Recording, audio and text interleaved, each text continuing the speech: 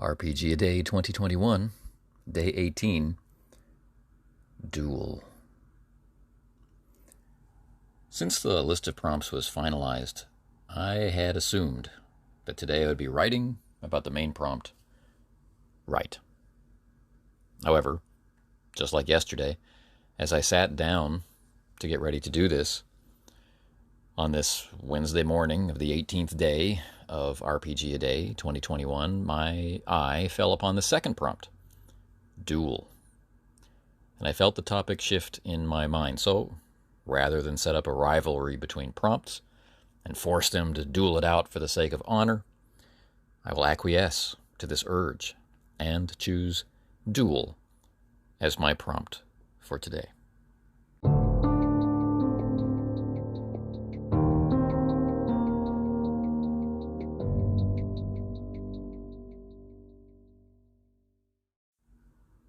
Duel, as a prompt, is a good follow-on for yesterday's prompt, Nemesis.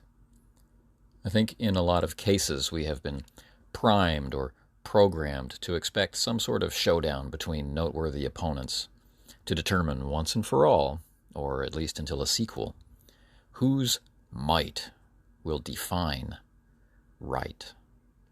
Over the course of growing up, we are shown the conflict between the singular hero and the singular villain, and how that battle of opposites on its one-to-one scale is a metaphor for some larger conflict. Often these struggles are physical in nature, while often about or because of some larger and intangible idea like freedom, or some personal and more subjective idea like revenge. A competing version of this idea is the small team of specialists in the role of hero versus a similar team in the role of villain. The pattern is the same, but our means of interacting with the heroic aspects or in response to the villainous aspects, it feels different. Personally, I love the notion of the team, and I find it most applicable to RPG play. But the draw of the one versus one duel is more powerful still.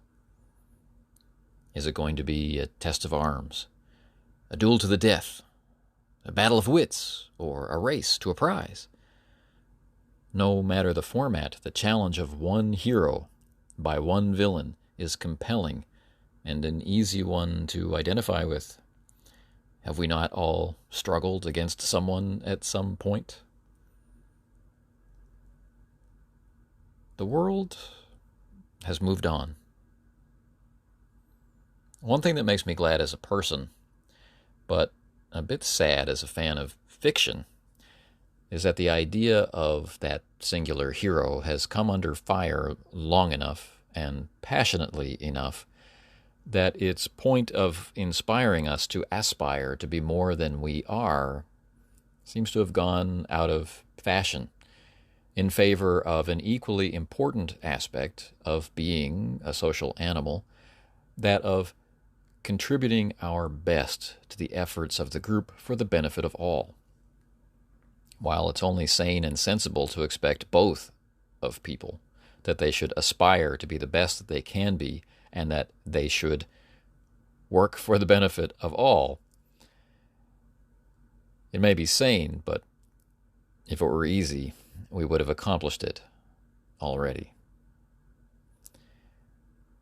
This is where role-playing games come in, and they do so in a big way. In character-level play, we are not passive receivers of that fiction. We are its creators and its receivers both, and in the same moment. We, as a group, are the team struggling against the forces which seek to snuff the light out of what we hold dear. And we as individuals are each members of that team, struggling with that conflict on a personal level. In a real sense, it's the best of both worlds. When physical conflict arises, we are fighting our own duels in the midst of the larger battle. We model it and we mold it in the same moment. When we wage wars of words, our message may be that of the team, but the mouth that speaks is our own. In play, we become a part of the action, and we become part of the metaphor.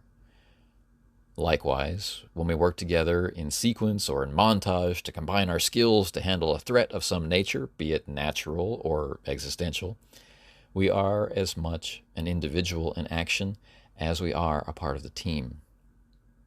At least, I think that is a satisfying way to conceive of and execute such things when we play. The duel. The duel, though. The duel! The best ones that I can remember in play had some specific qualities that stand out when I think about those experiences. First, there was a lot of build-up over time to get to a point where the clash felt inevitable and necessary. Then, there was the effort of meeting that necessity with the right actions at the right time to bring the duel into being. Anticipation and effort combined to make the moment meaningful, no matter how short or how protracted the dice may have made that conflict. For me as a player, it has been important that this period of time not feel planned or forced, but that it not just feels, but actually is an actual outcome of the events of play. Maybe plans fell through. Maybe the villain got away. Maybe a dilemma was created. And to save something precious, revenge had to wait. That sort of thing. The second quality. Once the duel takes place, and at other times well before then, there are opportunities to interact verbally, not just physically. And the words of the opponent were as sharp as blades and as impactful as shotguns. This isn't some paper villain. This is someone who understands the character and is ready, willing, and able to tear them apart, physically, emotionally, mentally.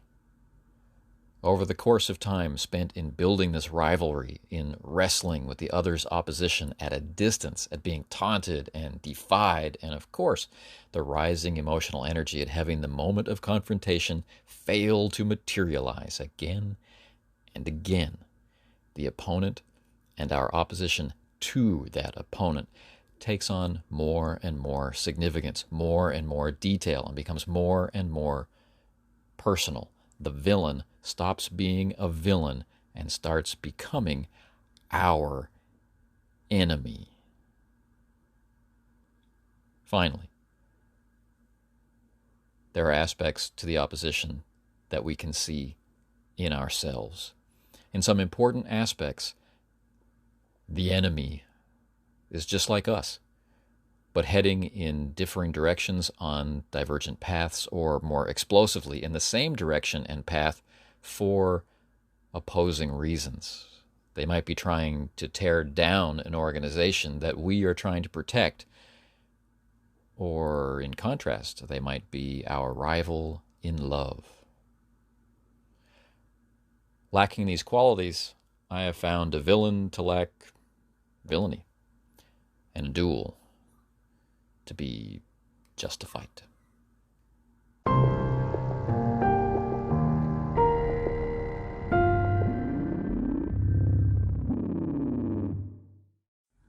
As our example of play today, we have a solo session called The Measure of a Man, which contains a variety of situations which may or may not be duels.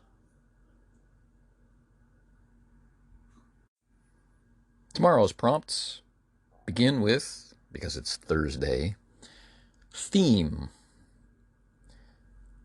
The second prompt, storm. Third, style. Fourth, patron.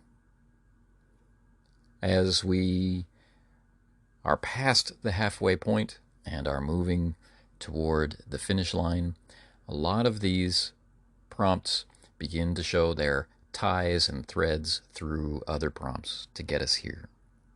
There's a lot of fuel for spontaneity, but there's also fuel for continuity. And I hope that you will surprise me tomorrow, as you have been all along. And remember, RPG a Day is about positivity. It's about sharing the things that you love about the hobby.